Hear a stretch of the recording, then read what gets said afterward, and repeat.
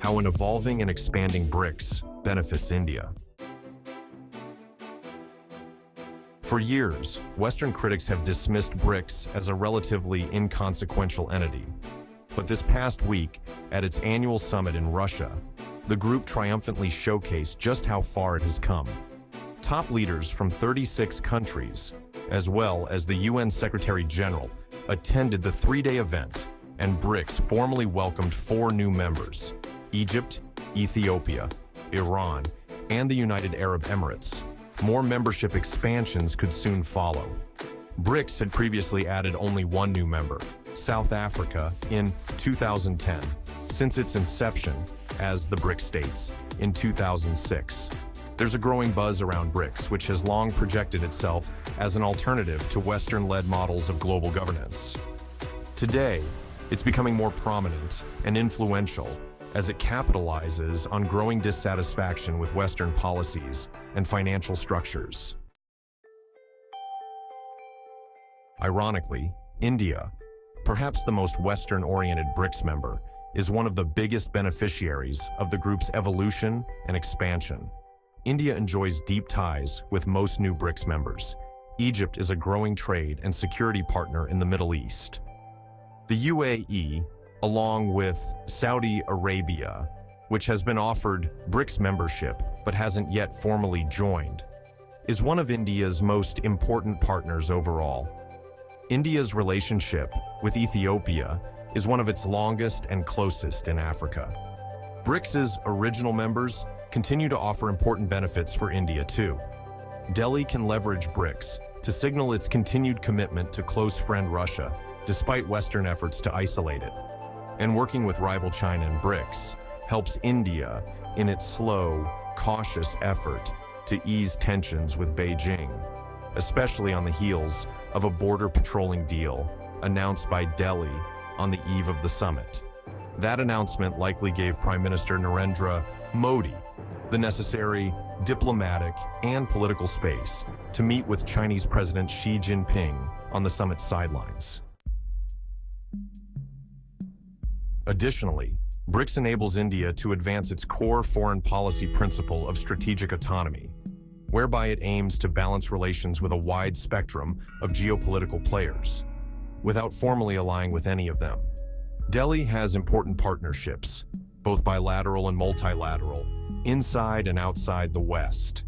In that sense, its presence in an increasingly robust Brics and relations with its members can be balanced with its participation in a revitalized Indo-Pacific Quad, and its strong ties with the US and other Western powers. More broadly, Brics priorities are India's priorities. The joint statement issued after the recent summit trumpets the same principles and goals that Delhi articulates in its own public messaging and policy documents, engaging with the Global South, a critical outreach target for Delhi, promoting multilateralism and multipolarity, advocating for UN reform. Delhi badly wants a permanent seat on the UN Security Council, and criticizing the Western sanctions regime, which impacts Delhi's trade with Russia and infrastructure projects with Iran.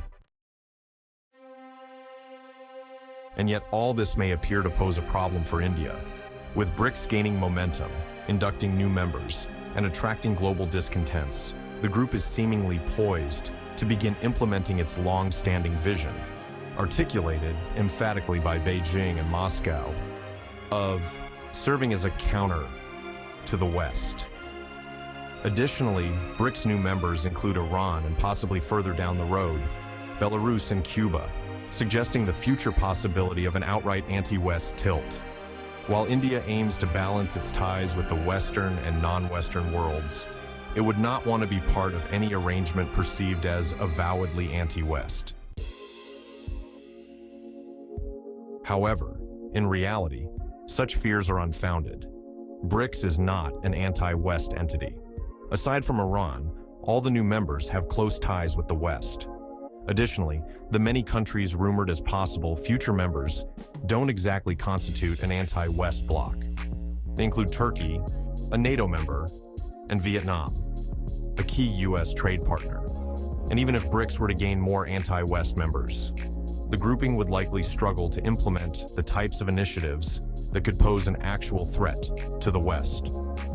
The joint statement issued after the recent summit identified a range of plans, including an international payment system that would counter the US dollar and evade Western sanctions. But here, a long-standing criticism of Brics, that it can't get meaningful things done, continues to loom large.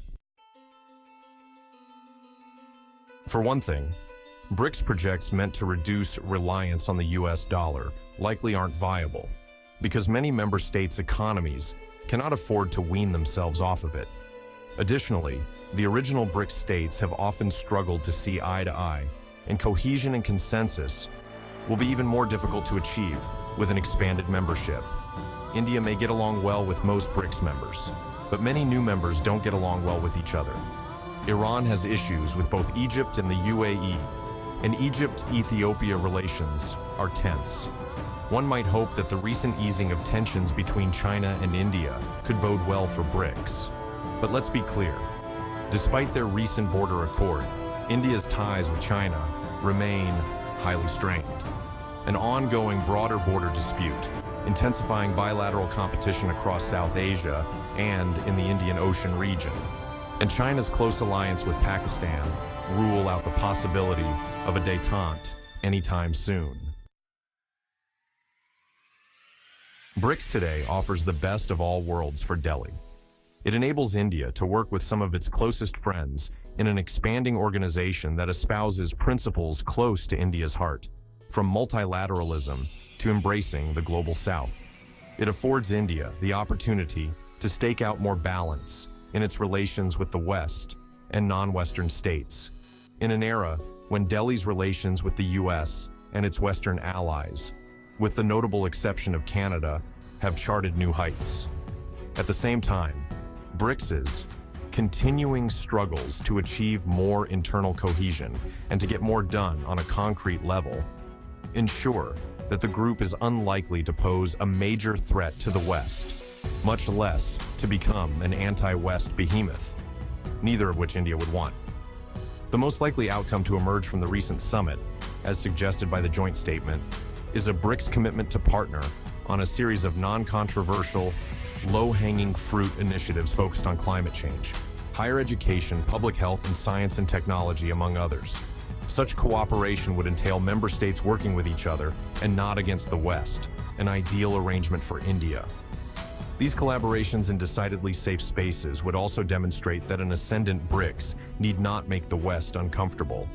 And that would offer some useful reassurance after the group's well-attended summit in Russia likely attracted some nervous attention in Western capitals. Thank you for taking the time to watch the video. If you find it interesting, don't forget to like and subscribe to the channel so you don't miss out on the next interesting content. Your support is the biggest motivation for us to continue developing. Sincerely thank you, and see you in the next video.